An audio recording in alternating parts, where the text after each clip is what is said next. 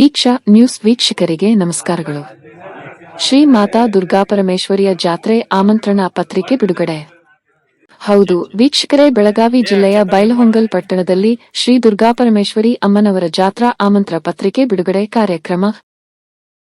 ಈ ಕಾರ್ಯಕ್ರಮದಲ್ಲಿ ಡಾಕ್ಟರ್ ಶ್ರೀ ಮಹಾಂತೇಶ್ ಆರಾಧ್ರಿಮಾಠ ಶಾಸ್ತ್ರಿಗಳು, ಶ್ರೀ ಅಡವಿಸಿದ್ದೇಶ್ವರ ಸ್ವಾಮೀಜಿ ಅಂಕಲಗಿ ಮಠ, ಡಾಕ್ಟರ್ ವಿ.ಐ. ಪಾಟೀಲ್, ರಾಜು ಕುಡಸಮ್ಮನವರ, ಮಹಾಂತೇಶ್ ಮತ್ತಿಕೊಪ್ಪ, ಮಹಾಂತೇಶ್ ತುನುಮರಿ, ರವಿ ಹುಲಕುಂದ್, ರಾಜು ಜನ್ಮಟ್ಟಿ, ಶ್ರೀಶೈಲ ಎಡಳ್ಳಿ, ಪ್ರಮೋದ್ ಕುಮಾರ್ ಒಕ್ಕುಂದಮಠ, ಗಂಗಪ್ಪ ಗುಗ್ರಿ, ಸೋಮನಾಥ್ ಸೂಫಿಮಠ ಇತರರು ಈ ಪತ್ರಿಕಾಗೋಷ್ಠಿಯಲ್ಲಿ ಉಪಸ್ಥಿತರಿದ್ದರು. ವರದಿ ಸೋಮಲಿಂಗ ಬೋವಿ, ದೀಕ್ಷಾ ನ್ಯೂಸ್, ಬೈಲಹೊಂಗಲ್. ನಮ್ಮ ಡಾಕ್ಟರ್ ಮಹಾಂತೇಶ್ ಶಾಸ್ತ್ರಿಗಳು ಬೈಲಹೊಂಗಲದಲ್ಲಿ ಬಹಳ ವರ್ಷದಿಂದ ಇದೊಂದು ಒಳ್ಳೆಯ ಪದ್ಧತಿಯನ್ನು ಹಾಕೊಂಡ್ಬಂದಿದ್ದಾರೆ.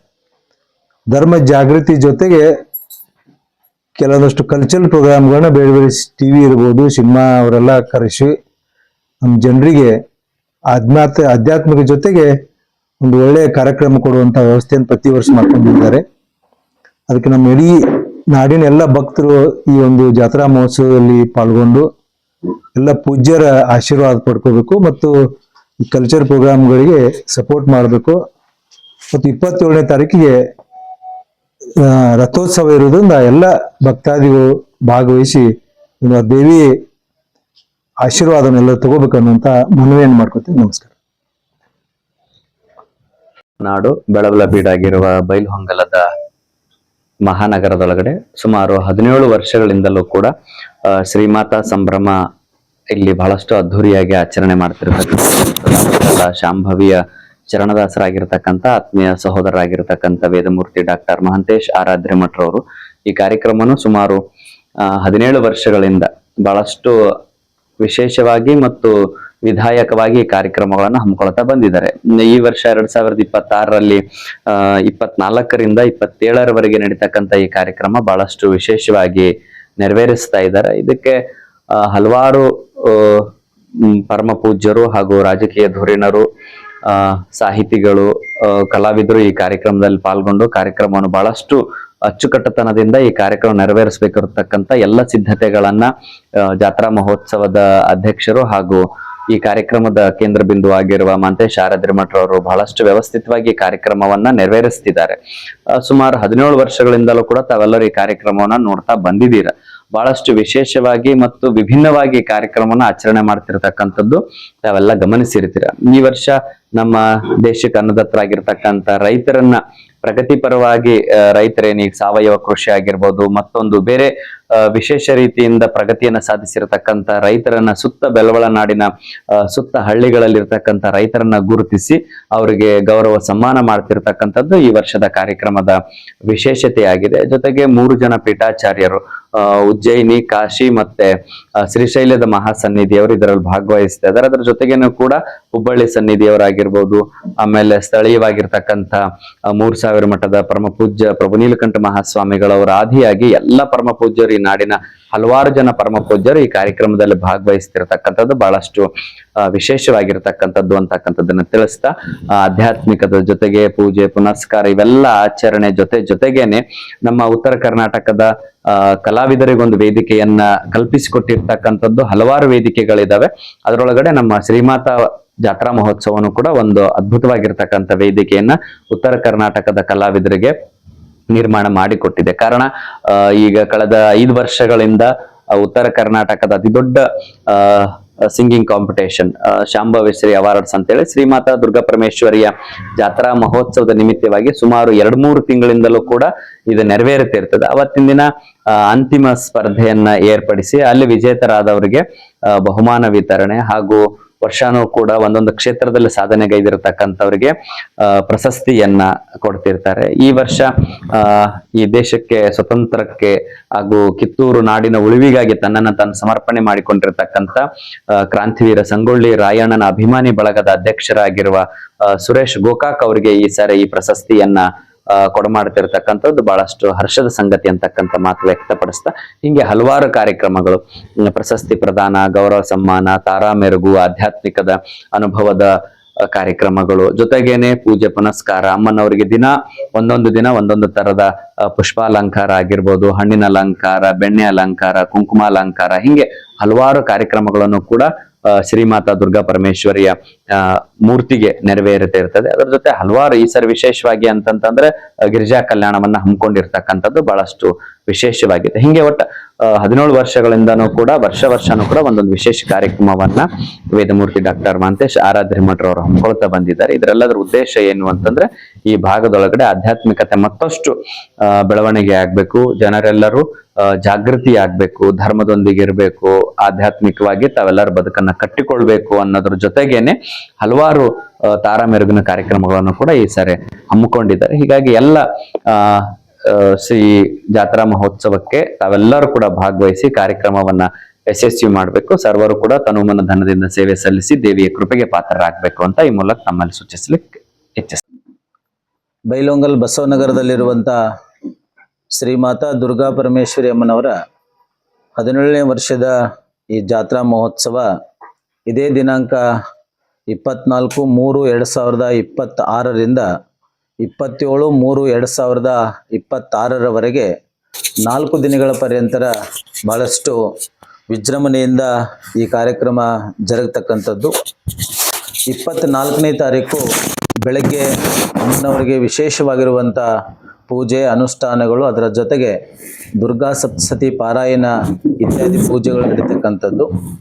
ಬೆಳಗ್ಗೆ 10 ಗಂಟೆಗೆ ಪಂಚಾಚಾರ್ಯ ಧ್ವಜಾರೋಹಣ ಕಾರ್ಯಕ್ರಮ ನಡೀತಕ್ಕಂಥದ್ದು.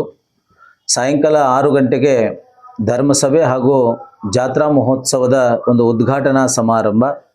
ಈ ಎಲ್ಲ ಕಾರ್ಯಕ್ರಮಗಳಲ್ಲಿ ವಿಶೇಷವಾಗಿ ಅಧ್ಯಕ್ಷತೆ ಸ್ಥಾನವನ್ನು ಮಾಜಿ ಶಾಸಕರಾಗಿರ್ತಕ್ಕಂಥ ಡಾಕ್ಟರ್ ವಿಶ್ವನಾಥ್ ಪಾಟೀಲ್ರವರು ಕೂಡ ವಹಿಸ್ಕೊಳ್ತಕ್ಕಂಥದ್ದು. ಅಂದಿನ ಕಾರ್ಯಕ್ರಮದ ಉದ್ಘಾಟಕರಾಗಿ ಮಾನ್ಯ ಜಿಲ್ಲಾಧಿಕಾರಿಗಳಾಗಿರ್ತಕ್ಕಂಥ ಮೊಹಮ್ಮದ್ ರೋಷನ್ ಸರ್ ಕೂಡ ಆಗಿರ್ತಕ್ಕಂಥದ್ದು. ಧ್ವನಿ ಸುರುಳಿಯನ್ನು ಬಿಡುಗಡೆ ಮಾಡಲಿಕ್ಕೆ ವಿಶೇಷವಾಗಿ IPS ಅಧಿಕಾರಿಗಳಾಗಿರ್ತಕ್ಕಂಥ ಕೆ ರಾಮರಂಜನ್ ಸರು ಕೂಡ ಆಗಮಿಸ್ತಕ್ಕಂಥದ್ದು.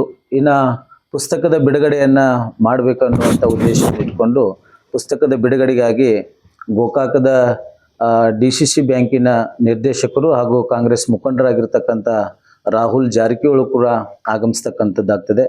ಇನ್ನು ಅವತ್ತು ವಿಶೇಷವಾಗಿ ಆಹ್ವಾನಿತರಾಗಿ ಬಿಗ್ ಬಾಸ್ ಖ್ಯಾತಿಯ ಗಿಲ್ಲಿ ನಟ ಕೂಡ ಆಗಮಿಸ್ತಕ್ಕಂಥದ್ದು, ಕಾವ್ಯ ಕೂಡ ಆಗಮಿಸ್ತಕ್ಕಂಥದ್ದು, ಅದರ ಜೊತೆಗೆ ಮಾಳು ನಿಪ್ನಾಳ್ ಅವರು, ಅದರ ಜೊತೆಗೆ ಬಾಳು ಬೆಳಗುಂದಿ ಅವರು, ಇನ್ನೂ ಅನೇಕ ಹೆಸರಾಂತ ಕಲಾವಿದರು ಕೂಡ ಅವತ್ತಿನ ಕಾರ್ಯಕ್ರಮಕ್ಕೆ ಆಗಮಿಸ್ತಕ್ಕಂಥದ್ದಾಗ್ತದೆ.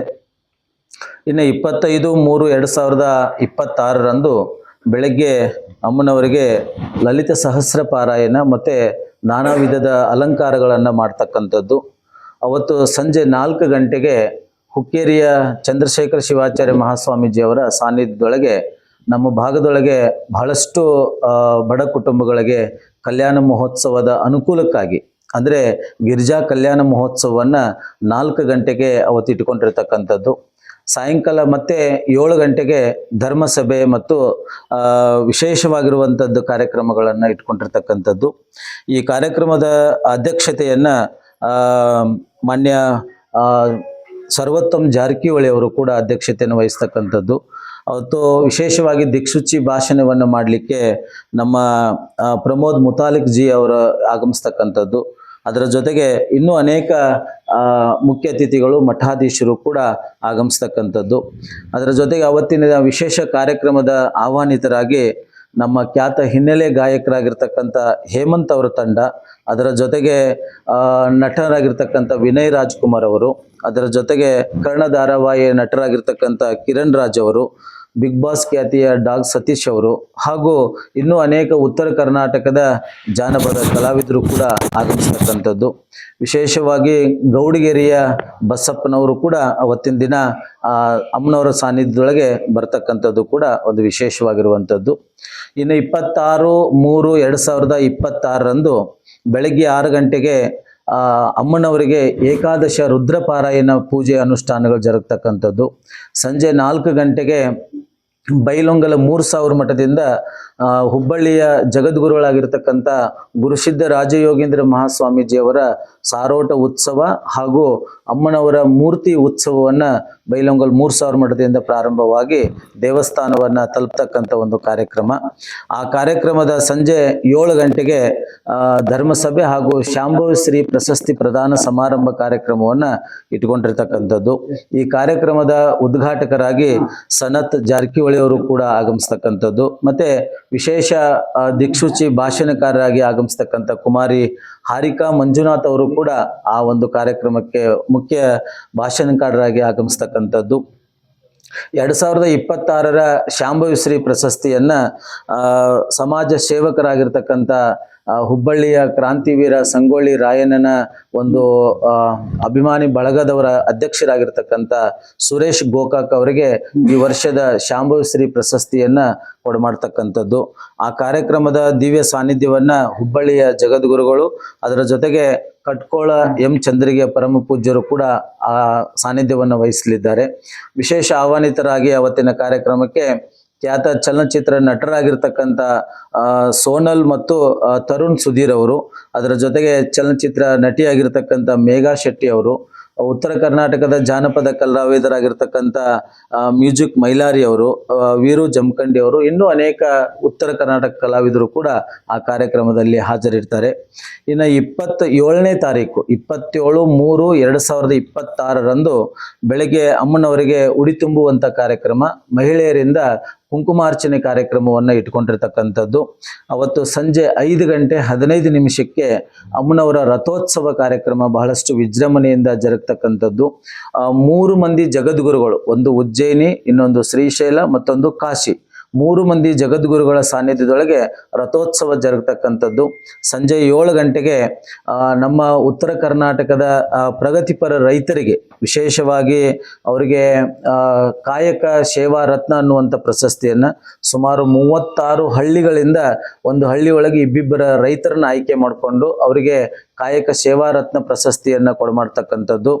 ಆ ಕಾರ್ಯಕ್ರಮದ ಉದ್ಘಾಟಕರಾಗಿ ರೈತ ಪರ ಹೋರಾಟಗಾರರಾಗಿರ್ತಕ್ಕಂಥ ಶಶಿಕಾಂತ್ ಗುರೂಜಿಯವರು, ಅದರ ಜೊತೆಗೆ ಚೂನಪ್ಪ ಪೂಜಾರಿಯವರು ಕೂಡ ಉದ್ಘಾಟಕರಾಗಿ ಆಗಮಿಸ್ತಕ್ಕಂಥದ್ದು. ಅವತ್ತು ಧ್ವನಿ ಸುರಳಿ ಬಿಡುಗಡೆಯನ್ನ ಲೋಕಸಭಾ ಸದಸ್ಯರಾಗಿರ್ತಕ್ಕಂಥ ಈರಣ್ಣ ಕಡಾಡಿಯವರು, ಅದರ ಜೊತೆಗೆ ಲಕ್ಕನ್ ಜಾರಕಿಹೊಳಿ ಅವರು ಕೂಡ ಆಗಮಿಸ್ತಕ್ಕಂಥದ್ದಾಗ್ತದೆ. ಆ ಕಾರ್ಯಕ್ರಮದ ದಿವ್ಯ ಸಾನ್ನಿಧ್ಯವನ್ನ ಉಜ್ಜಯಿನಿ, ಶ್ರೀಶೈಲ, ಕಾಶಿ 3 ಮಂದಿ ಜಗದ್ಗುರುಗಳು ಸಾನ್ನಿಧ್ಯವನ್ನ ವಹಿಸ್ತಕ್ಕಂಥದ್ದಾಗ್ತದೆ.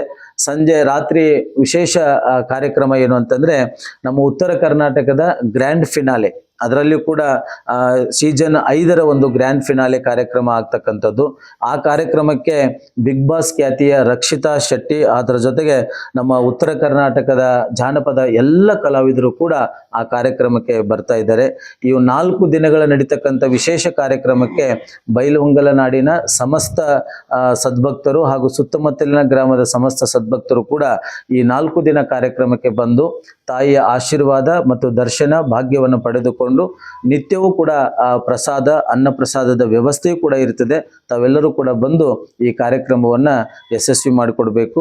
ಜೊತೆಗೆ ಈ 4 ದಿನ ಕಾರ್ಯಕ್ರಮ ಎಲ್ಲವೂ ಕೂಡ ಹುಕ್ಕೇರಿ, ಅದರ ಜೊತೆಗೆ ಅಂಕಲಿಗೆ, ಅದರ ಜೊತೆಗೆ ಬೈಲಹೊಂಗಲ 3000 ಮಠದ ಪರಮ ಪೂಜ್ಯರ ಒಂದು ಸಾನ್ನಿಧ್ಯದಲ್ಲಿ ನಡೀತಕ್ಕಂಥ ಈ ವಿಶೇಷ ಕಾರ್ಯಕ್ರಮಕ್ಕೆ ತಾವೆಲ್ಲರೂ ಕೂಡ ಬಂದು ತಾಯಿಯ ಆಶೀರ್ವಾದವನ್ನ ಪಡ್ಕೊಳ್ಬೇಕು ಅಂತ ತಿಳ್ಕೊಂಡು ಈ ಮೂಲಕ ಕೇಳ್ತಾ ಇದ್ದೀವಿ.